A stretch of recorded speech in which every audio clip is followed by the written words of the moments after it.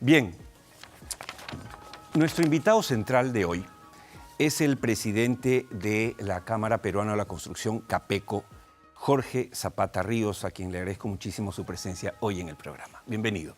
Gracias a ti por la invitación. Esta semana, amigos de Tierra Adentro, se realizó con mucho éxito la 25 Exposición Internacional del Sector de la Construcción EXCON 2022, organizada por CAPECO justamente.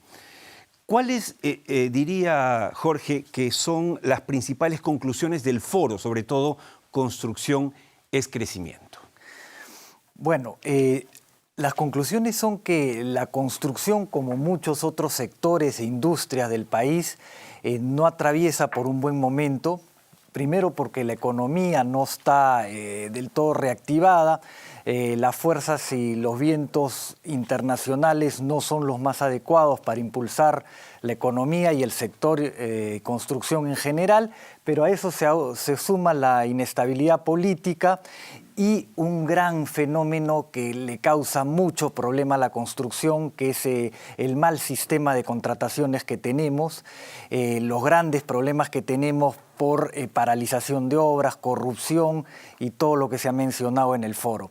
Eso por el lado de la construcción pública, de la infraestructura, que como vimos también, en lugar de cerrar la brecha de infraestructura que tenemos, que además es enorme, cada vez se agranda más, crece más esa brecha, ¿no? Y por el lado de la vivienda tenemos que también hay una desaceleración, menos notoria quizás, pero desaceleración al fin y al cabo porque las tasas de interés para créditos hipotecarios han crecido, los mismos costos de construcción han crecido y eso también hace un panorama negativo para ese sector.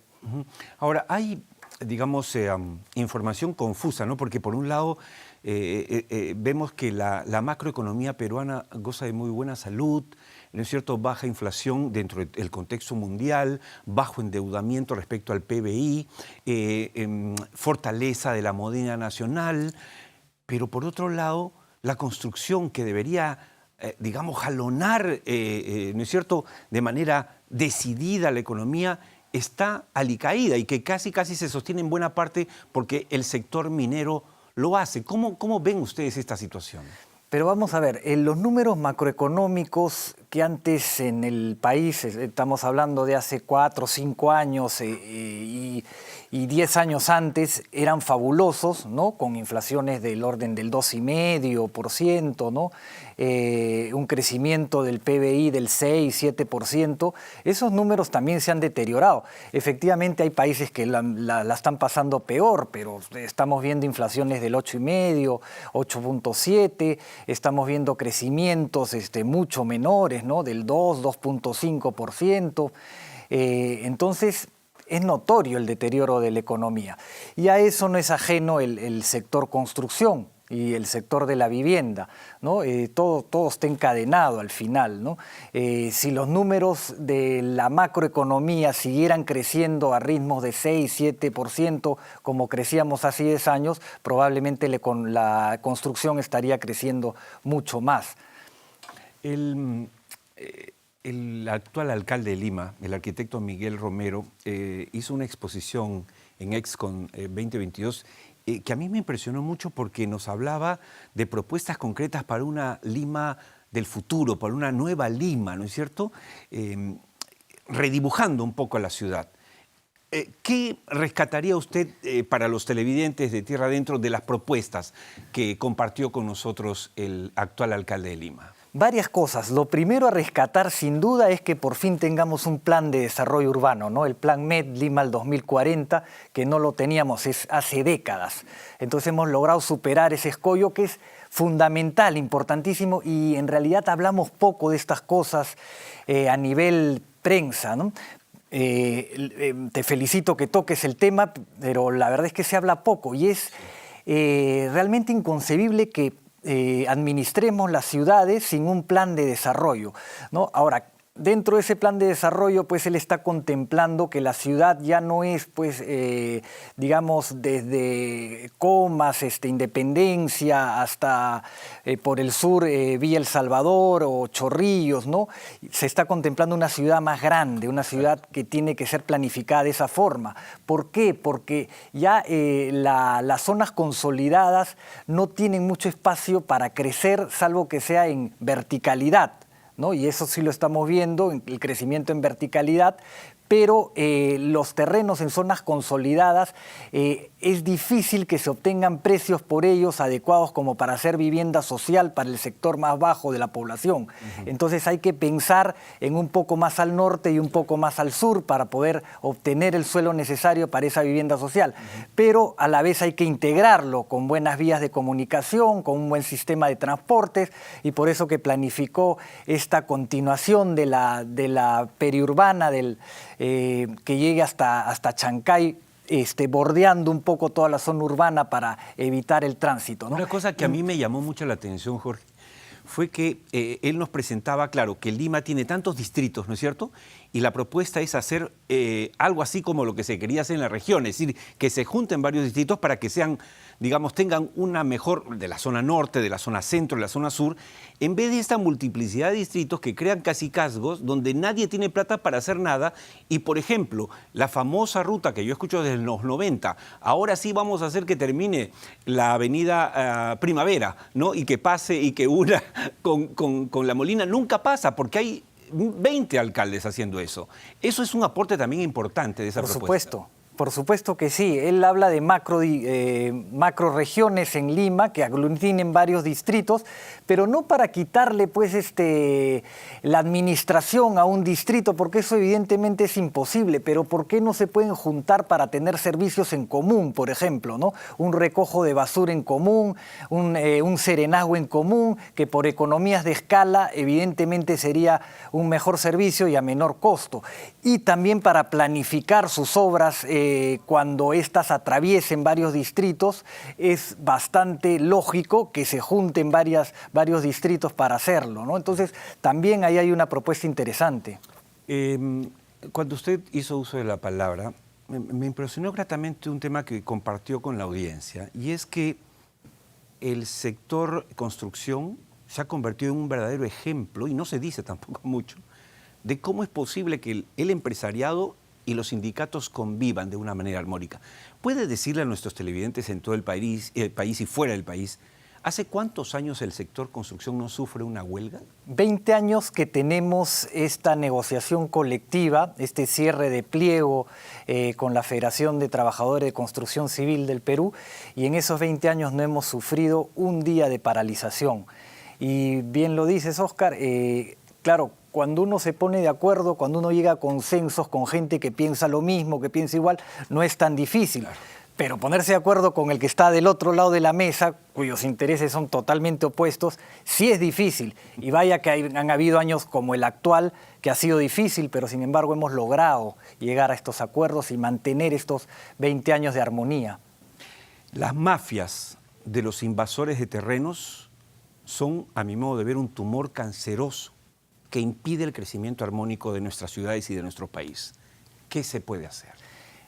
Hay que hacer mucho ahí, pero ahí has tocado un punto neurálgico. Desde el año 2000 en adelante, las ciudades del Perú se han expandido en un 40-50%.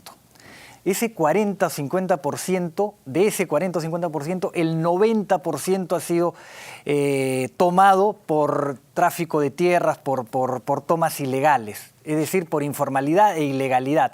Quiere decir que solamente el 10% como mucho, algunos hablan de 8%, ha sido expandido con desarrollo formal, con planificación y con inversión. Es decir, que la informalidad y la invasión de tierras nos ha ganado pues el partido por goleada durante los últimos 20 años, ¿no? Entonces hay que hacer mucho ahí. Primero que nada, cuidar el suelo, tanto privado como público, pero sobre todo el público, porque la gran cantidad de suelo que queda disponible es público. Entonces el Estado tiene que hacerse responsable de cuidar su suelo a través de los organismos respectivos, evitar pues estas invasiones, ¿no? Y luego activar y ser mucho más promotor de la urbanización formal, de la urbanización que se hace con todas las leyes, respetando todos los procedimientos, ¿no? A través de licencias, a través de todo el procedimiento adecuado para que la gente tenga una casa donde vivir, pero con los servicios básicos desde el primer día, ¿no? El primer día, desde que recibe su casa, la familia ya tiene agua, desagüe, luz, pistas, veredas, de forma adecuada. Así, ¿no? como crecen las ciudades, pero acá es al revés. Primero invades y después ya verás cuándo tienes agua, luz. Y claro, vemos en todos los noticieros todo el tiempo, oiga, no llega el agua, no llega el agua. Pero claro, es que nunca se planificó ese asentamiento humano, digamos, ¿no? Correcto. Entonces, en promedio se toman 14, 15 años en que esas familias sean atendidas con agua y saneamiento, ¿no?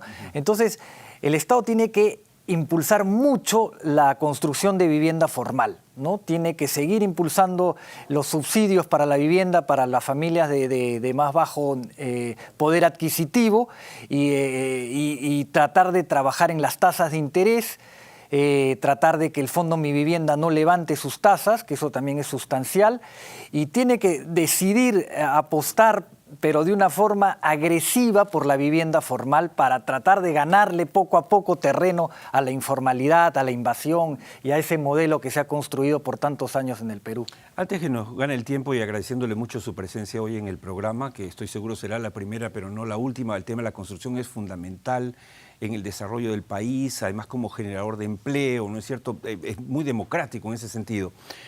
Usted dio un mensaje al final esperanzador y también una llamada de atención, porque claro, estamos en una semana, por ejemplo, donde la fiscal de la Nación, ¿no es cierto?, ahora hace una denuncia constitucional contra el presidente en funciones. Ahora todo el mundo habla de eso y entonces nadie habla de la construcción, nadie habla de la minería, nadie habla del petróleo que hemos hablado, nadie habla de nada importante sino de la anécdota, que es lo que nosotros decimos. No es que no sea importante la corrupción, por supuesto, pero no podemos quedarnos en eso. ¿Cuál es el llamado de ustedes a la clase política?